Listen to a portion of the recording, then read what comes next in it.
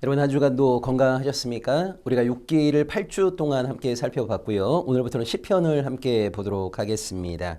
자, 오늘도 세 가지 질문을 가지고 함께 이야기를 나누어 보도록 하겠습니다. 자, 첫 번째 질문입니다.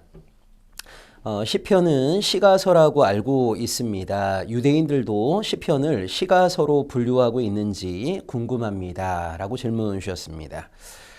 시편은 히브리어 성경에서는요, 테일림, 찬양들로 불렸습니다.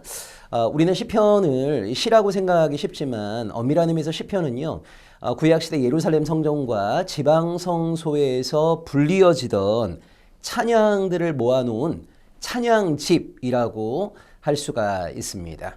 여러분 복음성가 집 있죠? 아니면 찬송가 있죠? 그러니까 구약의 그 성전과 성소에서 불려졌던 찬양들을 모아놓은 찬양집이 시편이다. 이렇게 이해하시면 되겠습니다. 자, 유대인들이 갖고 있는 성경은요, 성경을 세 개의 장르로 구분을 했는데요. 하나가 율법서이고, 또 하나가 예언서이고, 또 하나가 성문서입니다. 시편은 성문서에 포함이 되어 있습니다. 자, 그런데 여러분 주목해야 될 것은요, 이 시편은 성문서 가운데에서 가장 먼저 정경적인 권위를 획득했다라고 하는 거예요. 그러니까 유대인들은 가장 거룩한 말씀들을 앞부분에 배치를 했거든요.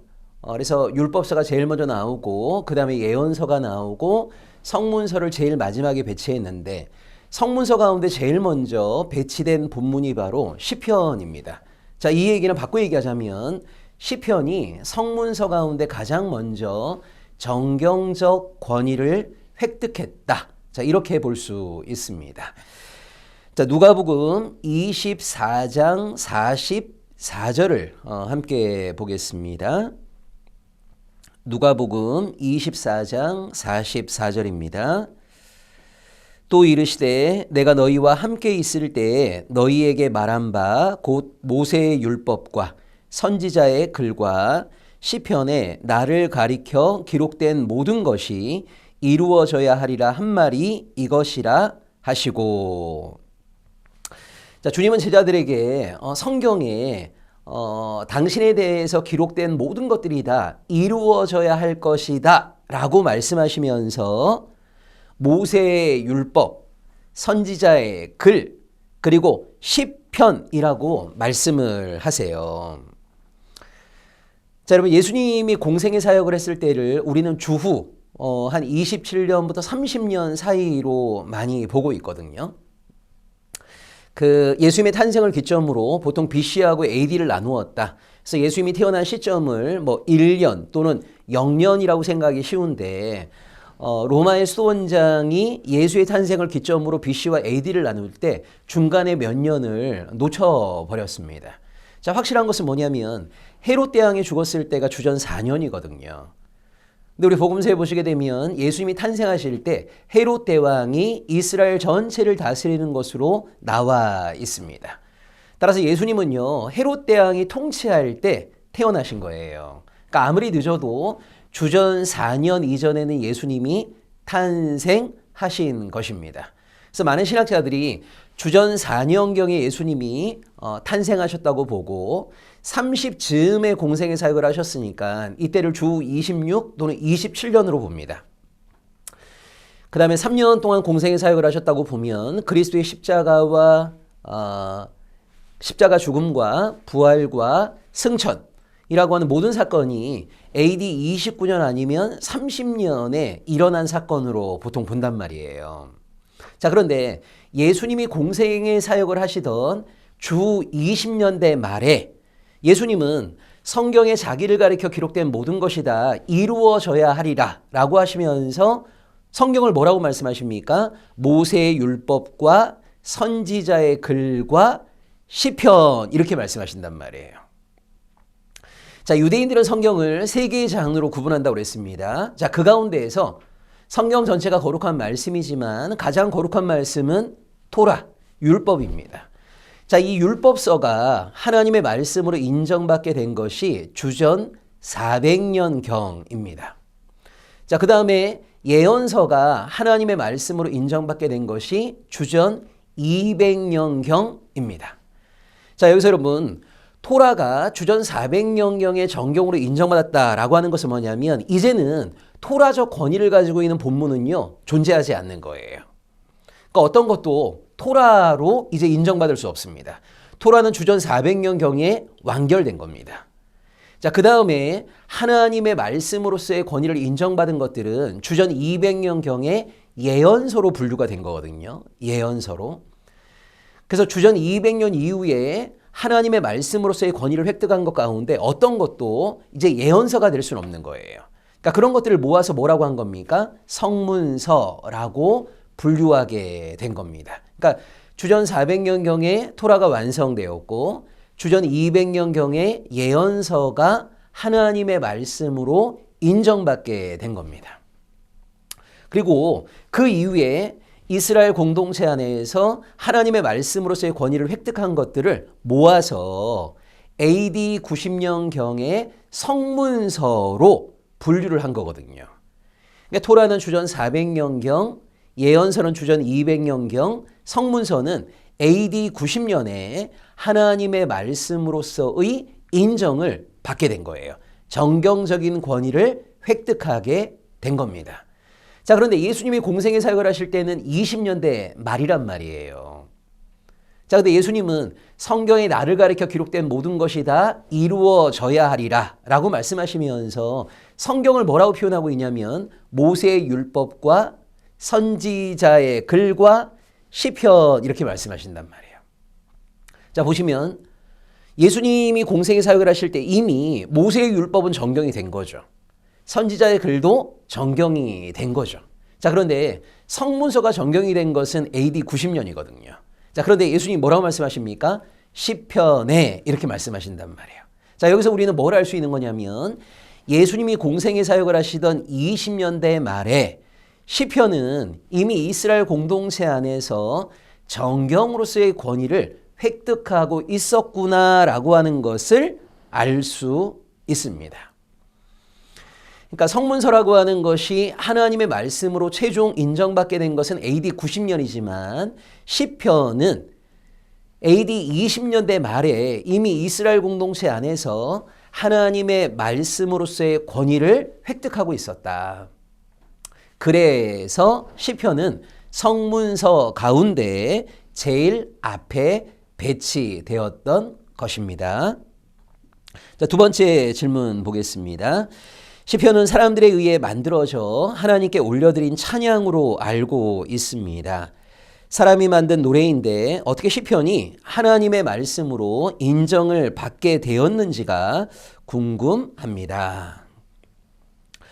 자, 우리는 성경을 하나님의 말씀이라고 말을 합니다. 자, 여러분, 성경이 이 하나님의 말씀인 것과 관련돼서 우리가 기억해야 될 세 가지가 있어요.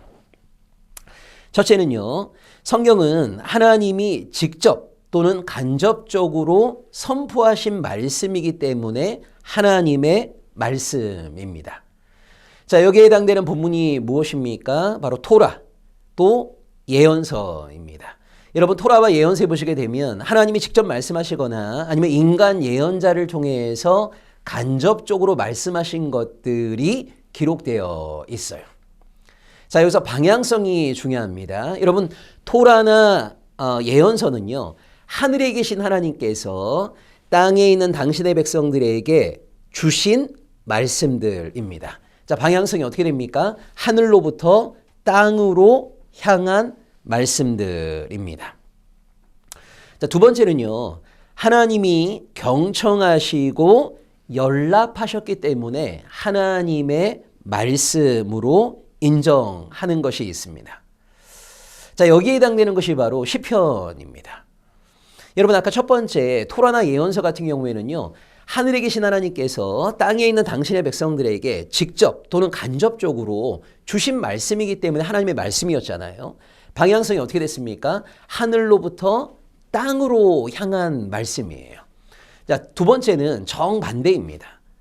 두 번째는요, 땅에 있는 하나님의 백성들이 하늘에 계신 하나님께 올려드린 인간의 탄식, 인간의 간구, 인간의 찬양, 인간의 고백이에요. 방향성이 어떻게 됩니까? 땅으로부터 하늘로 향한 거예요. 자, 분명히 인간이 내지른 소리입니다. 인간의 언어입니다. 자, 그런데 우리가 시편을 하나님의 말씀이라고 고백하는 이유가 어디에 있습니까? 인간이 하나님을 향해 올려드린 인간의 말이고, 인간의 탄식이고, 인간의 간구이고, 인간의 찬양이지만 하나님께서 그것을 경청하시고 연락하시고 들으셨다는 거예요. 자, 하나님이 들으시는 말씀, 하나님이 경청하시고 연락하시는 말씀도 하나님의 말씀이 됩니다. 자, 세 번째는요. 하나님의 뜻이 그 안에 담겨 있기 때문에 하나님의 말씀으로 인정을 받는 겁니다. 자, 여기에 해당되는 게 뭐가 있습니까? 구약의 지혜 문학이 있습니다. 여러분, 구약의 대표적인 지혜 문학 4개의 본문이 있죠. 욥기, 잠언, 전도서, 아가입니다. 자, 이런 구약의 지혜 문학과 그 다음에 신약에 있는 21개의 서신서. 여러분, 신약을 보시게 되면 4개의 복음서가 있고 하나의 역사서인 사도행전이 있고 21개의 편지가 있어요. 이 편지를 우리는 바울서신, 공동서신, 요한서신으로 분류할 수 있는데 이 21개의 편지는요.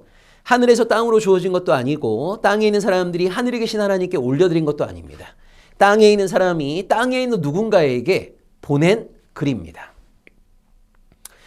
지혜문학도 마찬가지인 거죠. 땅에 있는 사람이 땅에 있는 누군가에게 보낸 글입니다. 그러니까 구약의 지혜문학이나 신약의 서신서 같은 경우에는요. 방향성이 어떻게 됩니까? 땅에 있는 누군가가 땅에 있는 누군가에게 보낸 글이란 말이에요. 자, 근데 이것을 우리가 하나님의 말씀으로 인정하는 이유가 어디에 있습니까? 그 안에 하나님의 뜻이 담겨 있다고 믿는 겁니다. 자, 그렇다면 그 안에 하나님의 뜻이 담겨 있는가 그렇지 않은가를 우리가 무엇을 통해서 판단할 수 있습니까? 여기서 이제 중요한 것이 바로 첫 번째에 해당됐던 토라와 예언서에 대한 제대로 된 이해를 갖는 것이 너무 중요한 거예요. 그러니까 그 안에 하나님의 말씀이 담겨 있는가, 기록되어진 내용들이 하나님의 뜻과 일치하는가라고 하는 걸 판단하기 위해서는 하나님의 뜻이 무엇인가에 대한 명확한 이해가 필요한 거죠. 그러니까 토라와 예언서를 통해서 이것이 바로 하나님의 뜻이구나 라고 하는 것을 우리가 깨달을 때에만이 누군가가 누군가에게 보낸 글 안에 하나님의 뜻이 담겨 있는가 그렇지 않은가를 우리는 분별할 수 있는 것입니다. 그러니까 성경을 우리가 하나님의 말씀이라고 할 때 크게 3가지 이유로 인해서 우리는 성경을 하나님의 말씀이라고 하는 거예요. 첫 번째는 하나님이 직접 또는 간접적으로 주신 말씀이기 때문에 하나님의 말씀이고, 두 번째는 하나님이 경청하시고 연락하시고 들으신 말씀이기 때문에 하나님의 말씀이고, 세 번째는 사람이 보낸 글 안에 하나님의 뜻이 담겨 있기 때문에 하나님의 말씀이 되는 것입니다. 자, 질문하신 것처럼 여러분, 시편은 사람들이 만들어서 하늘에 계신 하나님께 올려드린 찬양인 거예요. 사람이 만들었습니다. 사람이 부른 겁니다. 사람이 만들고 사람이 불렀는데 우리는 시편을 하나님의 말씀이라고 고백을 해요. 이유가 뭡니까? 시편에 나오는 이 찬양을 하나님이 연락하시고 경청하시고 들으시고 기뻐하셨다고 우리는 믿는 것입니다. 그러니까 인간이 하나님께 토해내는 탄식, 간구, 찬양들을 우리 하나님이 귀 기울여서 들으셨다는 거예요. 하나님이 귀 기울여 들으셨기 때문에 이것을 우리는 하나님의 말씀이라고 고백하고 있는 겁니다.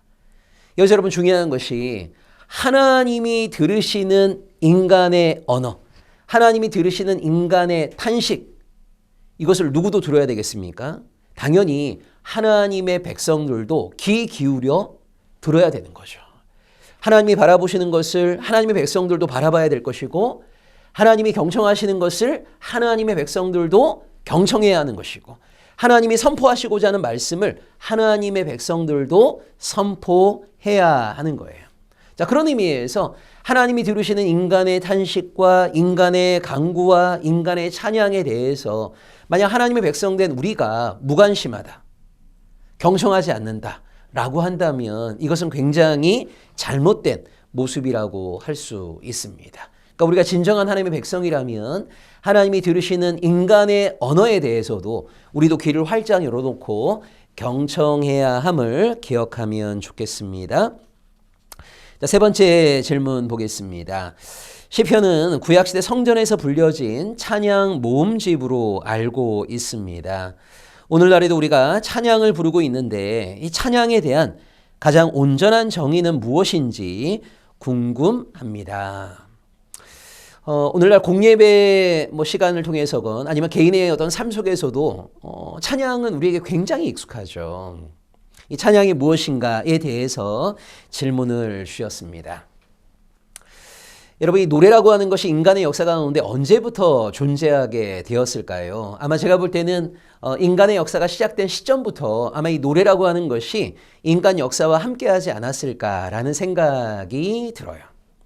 실제 여러분 고대 사회는요 문맹률이 매우 높았습니다. 그러니까 문맹률이 높았기 때문에 어떤 문자, 문서로 의사소통을 하는 것이 쉽지가 않았어요. 자, 이때 가장 유용한 도구로 활용된 것이 바로 노래입니다. 자, 신명기 31장 22절을 함께 보겠습니다. 그러므로 모세가 그날 이 노래를 써서 이스라엘 자손들에게 가르쳤더라. 여러분, 모세 때 이미 노래라고 하는 것이 활용되고 있는 거예요. 자, 어떤 경우에 여러분 노래라고 하는 것을 활용하게 되었을까요? 사람들에게 뭔가 중요한 것을 알려주고 싶어요. 자, 근데 대부분의 사람들이 문자를 모릅니다. 이때 여러분 글을 써갖고요 방을 붙이게 되면 그걸 읽을 수 있는 사람들은 소수일 수밖에 없는 거예요. 자, 그런데 내가 문자를 알지 못한다 하더라도 문맹이라 하더라도 어떤 노래 가락을 계속해서 듣게 된다면 사람들은 금방 그것을 기억합니다. 따라 부릅니다. 그러니까 사람들에게 무엇인가를 알려줄 때, 정보를 제공해 줄 때 그때 가장 중요한 도구로 활용된 것이 바로 노래이고요. 그 다음에 여러분 같은 노래를 여러 사람들이 함께 부르다 보면 그들을 하나 되게 만들 수가 있죠. 그 여러분 학교마다 교가를 만들기도 하고 교회가 어떤 특정한 노래를 그 해에 함께 부르기도 하고 그래서 여러분 노래를 함께 부름을 통해서 이 사람과 이 사람이 나와 무관한 존재가 아니라 우리는 하나이다 라고 하는 것을 확인하기도 하거든요. 그러니까 사람들을 하나 되게 만드는데 가장 유용한 도구로 활용되었던 것이 바로 노래입니다. 그래서 오늘날에도 이 찬양, 노래라고 하는 것이 신앙 공동체 안에서 매우 유용한 도구로 잘 활용되고 있음을 우리는 보게 됩니다. 그래서 여러분 우리가 어렸을 때부터 이 신앙생활 하면서 정말 많은 찬양들을 부르지 않았습니까? 자, 이 찬양 정말 우리와 밀접한 연관이 있는 건데 과연 찬양이라고 하는 것이 무엇인가에 대해서 한번 이야기를 나눠보겠습니다. 여러분 찬양을 가장 단순하게 정의를 내리자면요. 찬양은 곡조가 있는 기도라고 할 수 있어요. 찬양은 무엇입니까? 곡조가 있는 기도입니다. 그러니까 우리가 하나님께 끊임없이 기도하지 않습니까? 우리가 하나님께 올려드리는 기도에다가 곡을 붙이게 되면 그것이 바로 찬양이 되는 거예요. 그러니까 기도의 내용이 바로 찬양의 내용이 되는 겁니다. 자, 그런데 오늘 우리가 부르고 있는 찬양을 보시게 되면 사실은 우리가 하나님께 올려드리는 기도하고 뭔가 약간 괴리가 있다. 거리감이 있다. 좀 이질적이다. 라는 느낌을 우리는 갖게 돼요. 여러분 예를 들자면 오늘날 청년들이 하나님께 어떤 내용을 가지고 기도하고 있는가를 한번 생각해 보세요. 한 20살부터 한 30대 중후반의 청년들이 여러분 어떤 내용을 가지고 주로 하나님께 기도를 많이 하겠습니까? 예를 들면 과도한 등록금의 문제라든가 취업의 문제라든가 결혼의 문제라든가 이런 것들을 가지고 하나님께 기도를 많이 할 겁니다. 자, 그런데 찬양이 뭐라고 그랬죠? 곡조가 있는 기도라고 그랬잖아요. 그러니까 청년들이 하나님께 올려드리는 기도에다가 곡을 붙이게 되면 그것이 바로 찬양이 되는 거란 말이에요. 근데 청년들은 과도한 등록금의 문제라든가, 그 다음에 장래에 대한 문제라든가, 아니면 취업에 대한 문제라든가, 결혼에 대한 문제라든가, 뭐 이런 것들로 인해서 하나님께 기도를 많이 하고 있는데, 거기에 곡을 붙인 찬양들이 거의 없어요. 그러니까 청년들이 함께 모여서 부르는 찬양들을 보면 사실은 일상의 삶과 굉장히 좀 유리되어 있는 아름다운 찬양들이 많이 있죠. 근데 실제 기도하는 내용과 찬양하는 내용 사이에는 일정한 거리감이 있다, 이질감이 있다라고 하는 것을 우리는 많이 보게 됩니다. 자, 어른들의 찬양은 어떠한가 한번 보세요. 여러분, 어른들은 주로 무엇을 가지고 하나님께 기도합니까? 자녀 양육의 문제, 아마 제일 많을 것 같고요. 그 다음에 가정 경제의 문제.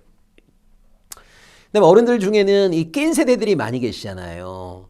아래로는 자녀들을 또 키워야 되고, 또 위로는 또 부모님들을 모셔야 되고, 이 낀 세대로서의 어떤 그 실존적인 고뇌, 특히 부모 봉양의 문제, 이런 것들로 인해서 어른들은 또 기도를 많이 합니다.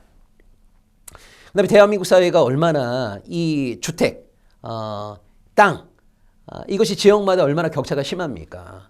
그러니까 정말 좋은 집 하나 구하기 위해서는요, 정말 이게 쉽지가 않아요. 뭐 주택 구입의 문제, 뭐 이런 것들로 인해서도 기도를 정말 많이 한단 말이에요. 자, 그런데 어른들이 부르는 찬양 가운데 이런 어른들이 올려드리는 기도의 내용에 곡을 붙인 찬양들이 잘 보이지 않아요. 그러니까 여기도 기도하는 내용 따로, 하나님께 올려드리는 찬양 따로의 현실을 우리가 보게 되는 거죠. 자, 무엇보다도 이런 청년이나 어른이라고 하는 세대와 상관없이 모든 기독교인들이 가장 관심을 가져야 될 주제, 이 주제와 관련해서 사실 우리에게 그런 찬양이 많이 부재하다라고 하는 것을 우리가 인정할 수밖에 없는 것이 하나 있습니다. 자, 그것이 뭐냐면 여러분, 로마서 8장 6절을 함께 보겠습니다. 로마서 8장 6절입니다.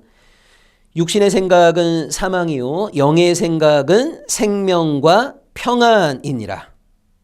자, 로마서 8장 6절에 보시게 되면요, 육신에 사로잡힌 사람들은요, 끊임없이 사망과 관련된 것들을 고민해요. 사망의 길로 치닫고 있는 거예요. 근데 성령에 충만한 사람들은요, 생명과 평안, 생명과 평화의 문제에 관심을 갖는다는 거예요. 왜냐하면 영의 생각은 생명과 평안이기 때문입니다. 그러니까 우리가 정말 성령과 동행하고 성령에 충만한 자라면 끊임없이 생명, 평화의 문제에 관심을 가질 수밖에 없는 거거든요. 여러분, 생명과 평화의 문제에 관심을 갖게 되면 무엇을 주목하게 되겠습니까?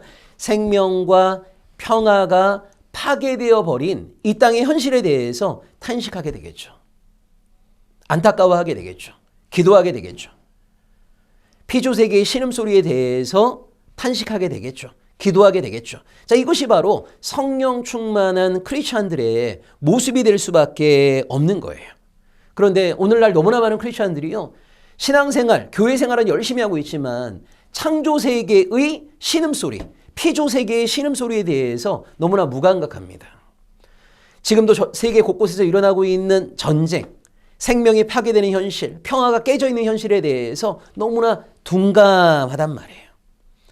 그러한 내용을 담아 하나님께 올려드리는 찬양도 잘 보이지 않습니다. 그러니까 사실은 우리가 정말 성령 충만하다면 이런 생명과 평화의 문제를 담고 있는 기도도 많이 올리게 될 것이고, 그런 기도에 곡을 붙인 찬양도 많이 부르게 될 터인데, 사실 오늘날 우리에게 이러한 것들이 많이 부재하다라고 하는 것을 우리는 인정할 수밖에 없습니다.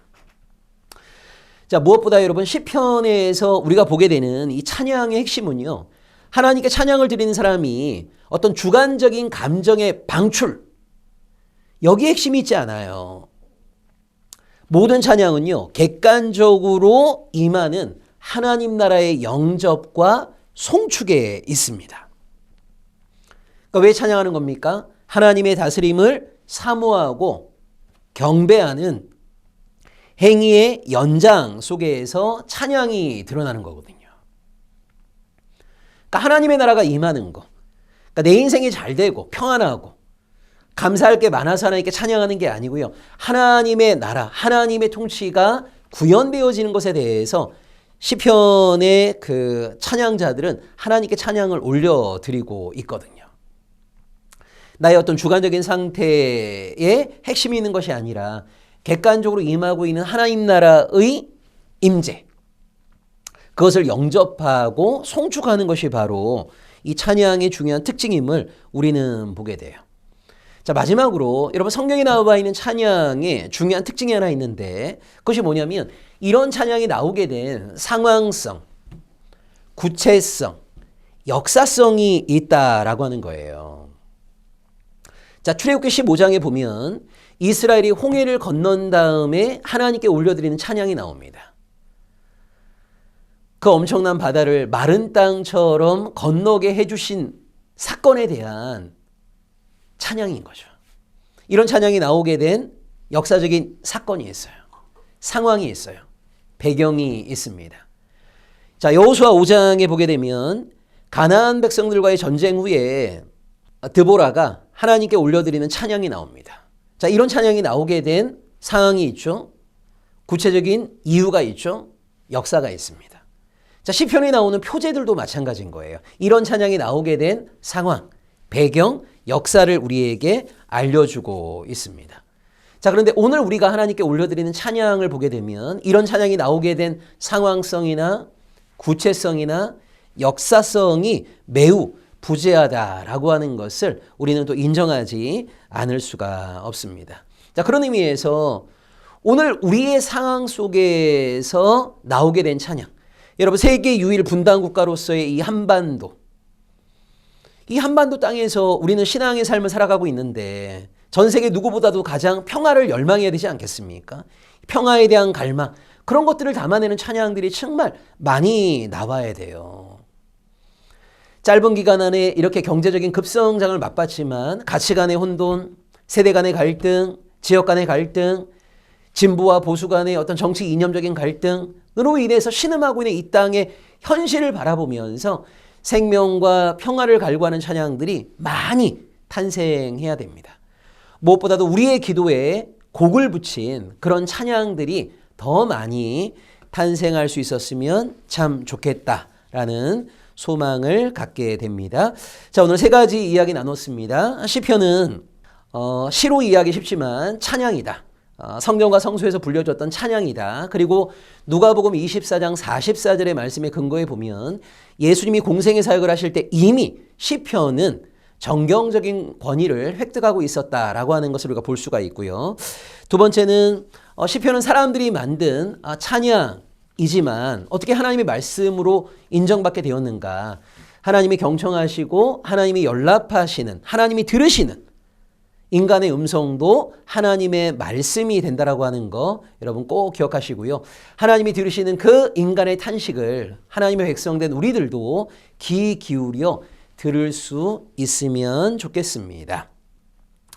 그 다음에 찬양이라고 하는 것은 고대 사회에서부터 굉장히 오랜 세월 동안 인간과 함께 동행했던 도구라고 할 수 있는데요. 찬양을 가장 단순하게 정의하자면 곡조가 있는 기도이다. 그래서 우리가 하나님께 올려드리는 기도에다가 곡을 붙이게 되면 그것이 바로 찬양이 되는 것입니다. 그리고 로마서 8장 6절이 말하는 것처럼 우리가 정말 성령의 사람이라면 생명과 평화의 문제에 대해서 우리는 관심을 가질 수밖에 없고 또 성경에 나와 있는 찬양의 중요한 특징이 그런 찬양이 나오게 된 상황성, 역사성, 구체성이 있다. 그래서 이 찬양하게 되면 은근히 우리가 뭔가 좀 아름다운 찬양, 뭔가 하나님을 경배하는 찬양을 불러야 되는 게 아닌가라고 생각이 쉽지만 그렇지 않습니다. 여러분 시편에도요 가장 많은 것은 바로 탄식입니다. 탄식. 하나님은 우리가 탄식하는 존재라고 하는 것을 알고 계시거든요. 그래서 우리의 기도에다가 곡을 붙인 조금 더 구체적이고 또 역사적인 그런 찬양들이 우리에게 좀 더 많이 탄생하고 우리가 또 함께 부를 수 있었으면 좋겠습니다. 자, 오늘 이렇게 시편과 관련된 첫 번째 백문백답을 마치도록 하겠습니다. 다음 시간에 계속해서 시편을 살펴보도록 하겠습니다. 여러분 한 주간도 추워지는 날씨 가운데 건강하십시오. 고맙습니다.